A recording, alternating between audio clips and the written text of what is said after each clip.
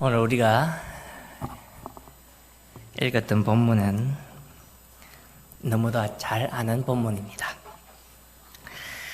아브라함과 이삭이 모리아의 한 땅에 있는 한 산을 올라가서 아브라함이 그 아들을 결박하고 제단 위에 올리는 사건입니다. 이삭을 번제물로 바치라 하는 하나님의 말씀이 아브라함에게는 어떻게 들려왔을까요? 성도 여러분, 성경은 하나님의 말씀입니다.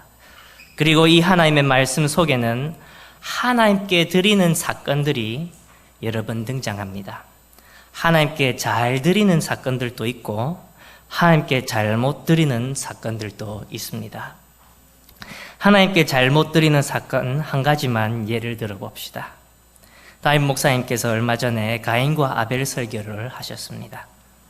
아벨은 하나님께 합당한 제사를 드렸지만 가인의 제사는 하나님께서 받지 않았습니다. 왜 하나님께서 가인의 제사를 받지 않았을까요? 손자처럼 사랑하는 가인인데 왜 그의 제사를 받지 않았을까요? 명절이었는데 가족들이 다 모여 함께 시간을 보냈을 거라고 생각합니다. 가정에 어른들도 계시고 막 뛰어다니는 아이들도 있고 또 울고불고 시끄럽게 하는 가난한 아기들도 있을 거라고 생각합니다. 그런데 이런 아이들을 보면 누가 제일 좋아하시나요? 아마 할머니, 할아버지들이 제일 좋아하실 겁니다. 손자가 조금 잘못하더라도 할아버지 드리려고 제가 준비해 왔어요 하면 그거 안 받으실 할아버지가 어디에 있습니까?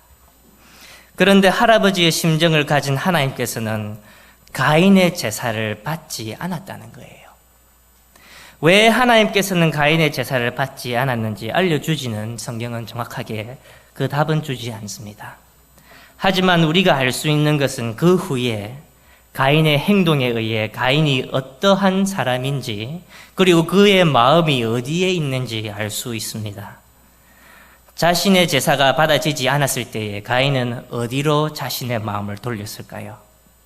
정말로 하나님께 제대로 된 제사를 드리고 싶었는데 하나님께서 받지 않았다고 하면 하나님께 마음을 돌리고 하나님께 묻고 어떻게 하면 이제 제대로 된 제사를 드릴 수 있는지 하나님께 그 답을 구해야 합니다. 하지만 가인이 하나님을 찾기보다는 하나님이 먼저 가인을 찾아왔습니다. 그리고 하나님께서 어떻게 해야 하는지 알려주십니다.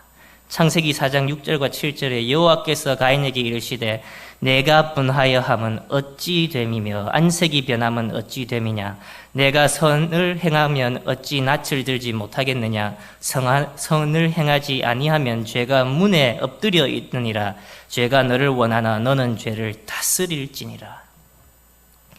그런데 하나님께서 하시는 이 말씀은 귀에 들어오지도 않습니다. 하나님께서 친히 경고해 주십니다. 죄가 바로 문 앞에 있다. 조심해라. 하나님의 말씀이 있었는데 가인은 곧바로 바로 그 다음 구절에 그의 아울 아벨을 불러내 살인을 하게 됩니다. 가인에게는 하나님을 향하는 마음이 하나도 없었습니다. 하나님에게 어떻게 제대로 된 제사를 드릴까 중요하지 않았다는 것입니다. 그럼 가인은 무엇이 더 중요했을까요? 가인의 마음에는 무엇이 있었을까요? 가인에게는 비교하는 마음이 있었습니다. 내 재물은 받지 않았는데 제 재물은 하나님께서 받네. 왜 나는 안 되는 쟤는 되냐? 비교하는 마음이 있었고 시기하는 마음이 있었고 질투하는 마음이 있었어요. 하나님 앞에 어떻게 해야 돼? 하나님께 관심 있는 게 아니라 옆에 있는 사람하고 비교하는 마음이 있다는 것입니다. 나의 밥그릇과 옆에 있는 사람의 밥그릇을 비교하니 내 것이 조금 적습니다. 헬라파 유대인과 히브리파 유대인들 사이에 매일의 구제로 원망이 생겼습니다. 여러분, 가인과 아벨 사이에 살인으로 이끌어간 그 감정과 비교하는 마음이 초대교회에 생겨난 제일 첫 번째 문제와 같은 동일한 문제입니다. 한 교회가 되었는데 내 옆에 있는 성도들을 시기하고 미워하고 질투하는 것, 살인입니다. 요한 1서 3장 15절에 그 형제를 미워하는 자마다 살인하는 자니 살인하는 자마다 영생이 그 속에 거하지 아니하는 것을 너희가 아는 바라. 요한은요, 사도들 중에 제일 오래 장수했던 사도고, 요한 1서 2서 3서를 보면 교회 성도들을 자녀들아 하면서 꼭 내 자녀처럼 이렇게 불러요. 그러면서 내가 너에게 옛 언약을 주고 옛 약속, 옛 말씀을 주고 이 말씀은 새로운 말씀이고 새로운 언약이다. 근데 옛날 그대로 그 말씀이 그대로 있다. 좀 헷갈리는 말을 해요. 옛날 말씀을 너한테 주는데 이것이 새로운 말씀이고 새로운 말씀인데 옛날 말씀이다. 이렇게 하는 거예요. 그리고 나중에 피와 물과 성령은 하나다라고 얘기를 합니다. 피는 할례를 뜻하고 물은 세례를 뜻합니다. 무슨 말씀입니까? 옛 언약을 그대로 따라하는 히브리파 유대인과 새 언약을 따라하는 헬라파 유대인이 아직도 싸워 있다는 거예요. 성령 안에서 우리가 하나인데 아직까지 팔을 나누고 서로 시기하고 미워하고 비교한다는 것입니다. 이 말고도 하나님께 잘못 드린 사건들을 살펴보면 그들의 마음이 하나님에게 향하지 않는다는 것을 쉽게 알 수 있습니다. 반면에 하나님께 바르게 드린 사람들은 어떠합니까? 솔로몬을 한번 예를 들어 봅시다. 솔로몬은 1000번제를 드렸습니다. 1000번제를 드린 솔로몬에게는 하나님께서 찾아와 무엇이든지 구하라고 말합니다. 솔로몬은 하나님의 백성을 잘 다스리기 위해 지혜와 지식을 달라고 합니다. 1000번제를 드렸다고 하는 것은 여러분, 번제는 자신이 죽어지는 것을 예표합니다. 번제물에 내 손으로 그 안수하고 내 대신 이 동물이 죽어진다는 거예요. 내가 죽어지는 것을 예표합니다. 그러면 1000번제를 드렸다는 것은 솔로몬은 하나님 앞에 완전히 납작 엎드린 것입니다. 완전히 자기 자신을 부인하고 죽인 것입니다. 솔로몬이 아버지 다윗의 왕궁에서 자라면서 어떠한 어려움을 겪었을까요? 한번 상상해 봅시다. 로얄 패밀리는 무엇보다 적통과 혈통을 제일 많이 따집니다. 한국 사극 드라마를 보더라도 쉽게 알 수 있습니다. 오늘 경제 사회에서 서로 얼굴 앞에서는 예의를 갖추지만 서로 짓밟고 짓밟히는 삶을 살지 않습니까? 치열한 경쟁을 하며 살벌한 싸움을 하지 않으면 살지 못하잖아요. 그런데 한번 생각해 봅시다. 다윗은 아내들도 많았고 아들들도 많았습니다. 하지만 다윗의 이런 아들들 중에 왕이 될 수 있는 사람은 딱 한 명밖에 없어요. 그러면 당연히 이 왕자들 사이에 시기와 질투와 싸움이 있을 거예요. 스트레스가 엄청난 그러한 사회일 것입니다. 그 서열 싸움에 솔로몬은 어떠한 존재가 되었을까요? 인정받는 솔로몬, 귀엽게 모두가 다 사랑하는 솔로몬. 여러분, 다윗은 철저하게 회개했습니다. 바세바를 범하고 그의 남편 우리아를 죽였습니다. 살인과 간음의 죄에 대하여 다윗은 철저하게 회개했습니다. 그 증거로 성경은 다윗의 잘못을 그대로 다 기록하고 있는 거예요. 여러분들이 왕이라고 하면 그 나라 기록에 자신의 부끄러운 잘못을 기록해 두겠습니까? 온 백성들 앞에 다윗은 자신의 죄를 자백하고 철저히 회개했습니다. 그러니 모두가 아는 사실이에요. 바세바라는 어머니를 가진 솔로몬은 왕자들 사이에 어떠한 존재가 되었을까요? 형들이 뭐라고 하면서 돌아다녔을까요? 너 엄마 예전에 이방인하고 결혼했다며? 적통도 아니고 죄로 들어온 여자의 아들입니다. 안 그래도 치열한 경쟁 사이인데 그 모든 왕자들 사이에서 솔로몬은 제일로 쉽게 공격받을 수 있는 자가 되었습니다. 쉽게 말해 왕자들이 모든 비난과 모든 스트레스를 풀 수 있는 상대가 바로 솔로몬이었다.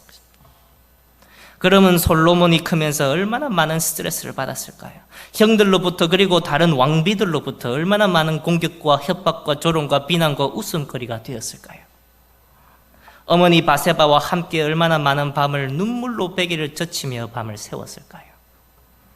이런 솔로몬이 기적처럼 왕이 되고 하나님께서는 그에게 무엇이든지 구하라고 합니다. 여러분들이 솔로몬이라면 그러한 형제들을 어떻게 하겠습니까? 가만히 두겠습니까? 그때 솔로몬은 지혜와 지식을 구합니다. 그리고 하나님께서는 다음과 같이 말씀합니다. 역대하 1장 11절에 하나님이 솔로몬에게 이르시되 이런 마음이 내게 있어서 부나 재물이나 영광이나 원수의 생명을 멸하기 구하지 아니하며. 솔로몬의 마음과 가인의 마음은 너무나도 다릅니다. 가인은 하나님께 그의 마음이 있지 않았고 아벨과 비교하며 아벨을 시기하고 미워하고 죽였습니다. 솔로몬의 마음은 하나님에게로만 향하고 어떻게 해서 하나님의 백성을 잘 다스릴 수 있을까? 하나님께서 주신 그 사명을 어떻게 해서 내가 더 잘 이끌어 나갈 수 있을까? 하나님에게 그의 심정이 다 가 있다는 것입니다. 성경 여러 본문들을 확인할 수 있는 것은 많이 가진 자는 많은 대로, 적게 가진 자는 적은 대로 하나님께 다 드리지만 하나님께 잘 드린 자들은 그들의 전부를 드리며 그의 마음이 하나님께 향한다는 것을 알 수 있습니다. 얼마나 드리는가가 그 양이 중요하지 않지만 하나님께 정말로 마음을 다 드린다고 하면 우리가 드리는 것이 그 마음을 나타내야 합니다. 오늘 우리 본문에서 하나님께서 아브라함에게 아들 이삭을 달라고 합니다. 이것은 아브라함의 전부를 달라는 것보다 더 큰 명령입니다. 믿음의 사람 아브라함은 자기 앞에 이삭이라는 기적 같은 아들이 있습니다. 하나님의 약속의 아들 메시아 예수 그리스도로 이어갈 여자의 후손, 바로 그 이삭, 자기 눈앞에 있습니다. 하나님께서는 그 자를 달라고 합니다. 여러분, 하나님 어쩔 때 좀 너무하다고 생각하지 않나요? 너무나 많은 것을 달라 하고 끝도 없이 달라 하시는 것 안 같아요? 교회 봉사하고 헌금하고 여러 가지 각종 부서들로 시간을 다 뺏기는데 또 달라 하는 거예요. 여러분 잘 들으셔야 합니다. 하나님께서 모든 것을 다 달라고 하는 것은 하나님께서 모든 것을 다 주시겠다는 약속이 있습니다. 하나님께서 모든 것을 다 내어놔라 하는 것은 하나님께서 다 주시겠다는 약속이 그 뒤에 있다는 거예요. 하나님과 아브라함 사이에 아들을 달라고 했는데 누가 정말로 아들을 주셨습니까? 아브라함이 이삭을 내어놨습니까? 아니면 하나님께서 그의 독생자 예수 그리스도를 우리한테 주셨습니까? 하나님께서 아들을 내어놓으라, 번제로 바쳐라 하셨는데 실제로 아들을 내어놓은 분은 하나님이라는 거예요. 하나님께서 오늘 우리에게 동의할 말씀을 하십니다. 우리의 전부를 내어놓으라고 하십니다. 그래서 우리가 서로 비교하는 마음 없이 하나님께 진정으로 우리의 전부를 드릴 때에 하나님은 그의 모든 것을 우리에게 주십니다. 그런데 우리는 아브라함과 다른 부분이 있습니다. 아브라함은 예수님이 오시기 전에 있었던 일입니다. 그는 장차 오실 예수 그리스도를 바라보며 순종했습니다. 우리 본문을 보면 아주 재미있는 부분들이 있습니다. 6절에 아브라함이 이에 번제 나무를 가져다가 그의 아들 이삭에게 지우고 자기는 불과 칼을 손에 들고 두 사람이 동행하더니, 아브라함이 지금 불과 칼을 들고 산에 올라갑니다. 불과 칼은 아담과 여자가 에덴 동산에서 쫓겨나고 하나님께서 불칼로 생명나무로 가는 길을 지키게 했습니다. 못 가게 한 거예요. 창세기 3장 24절에 이같이 하나님이 그 사람을 쫓아내시고 에덴 동산의 동쪽에서 그룹들과 두루 도는 불칼을 두어 생명나무의 길을 지키게 하시니라. 아브라함이 순종하여 산으로 올라갈 때에 불과 칼을 들고 갔다는 의미는 다시 생명나무로 가는 길이 어떻게 해서 열릴 것인지 예표하고 상징하는 것입니다. 하나님께 돌아가며 생명나무로 가는 길은 아버지가 아들을 죽이지 않고서는 그 길이 열리지 않는다는 거예요. 그러한 피눈물 나는 희생이 필요하다는 거예요. 그것을 보이고 예표하는 것이 바로 아브라함과 이삭의 순종입니다. 하지만 그 길을 아브라함과 이삭이 이룰 것이 아니라 하나님 아버지가 장차 오실 아들 되신 예수 그리스도를 십자가에 죽임으로써 다시금 생명나무로 가는 길이 열린 것입니다. 여러분, 그렇기 때문에 우리는 이미 예수 그리스도를 받았습니다.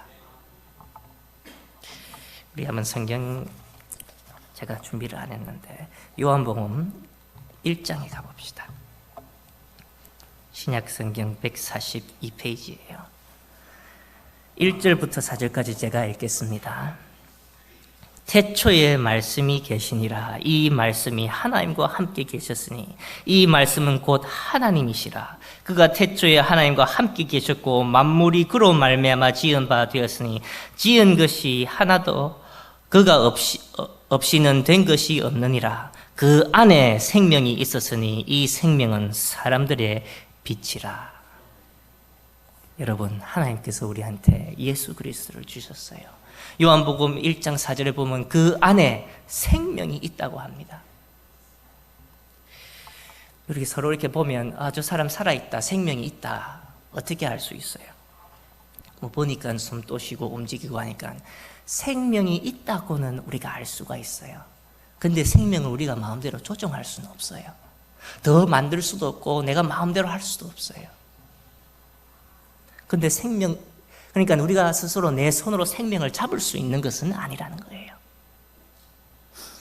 복음은요, 주일 학생들은 다 이해하는 거예요. 우리 오늘 유초등부 헌신 예배인데 주일 학생들도 이 복음은 이해할 수 있습니다. 주일 학생이 이해 못한다면 그 복음이 아니에요. 예를 들어서 저한테 볼펜이 있습니다.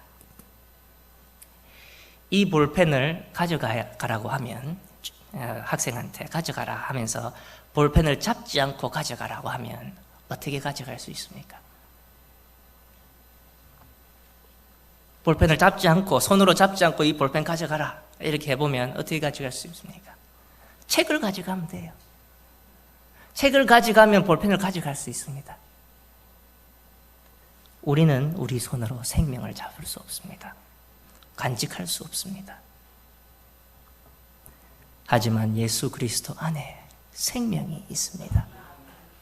그것이 생명나무입니다. 그렇기 때문에 예수 그리스도를 잡고 있으면 생명을 얻게 된다는 거예요. 그런데 이것을 내가 가지려고 가지는 게 아니고 하나님께서 이미 주셨다는 거예요. 하나님께서 이미 우리한테 주셨다는 것입니다.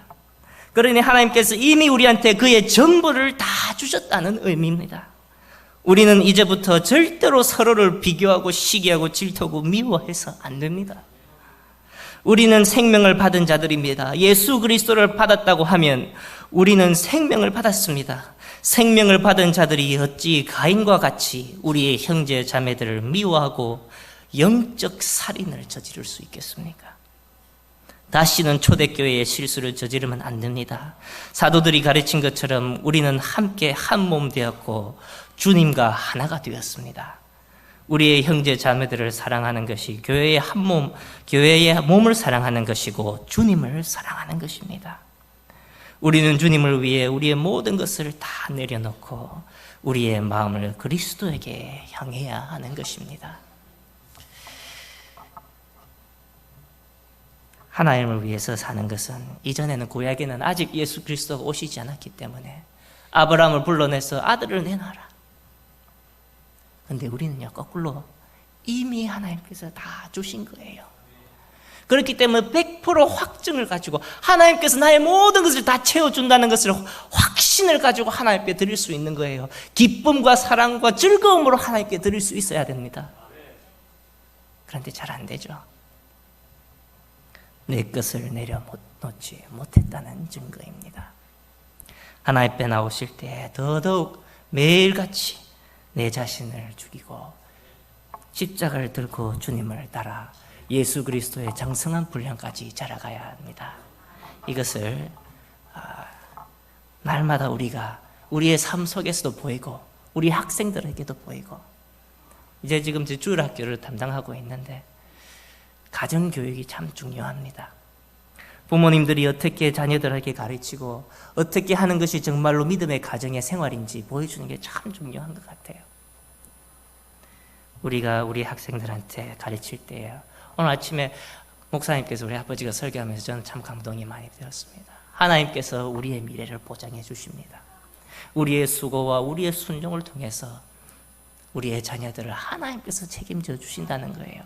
우리 자녀들이 어떻게 성적이 나고 어떻게 뭘 했고 그것이 중요한 것이 아니라 하나님께서 다 인도하시고 그의 발걸음을 선하게 이루실 것입니다. 그것을 끝까지 믿고 하나님만 의지하는 우리 부산계금 성도 가정 모두가 되시길 하나님의 이름으로 소원합니다.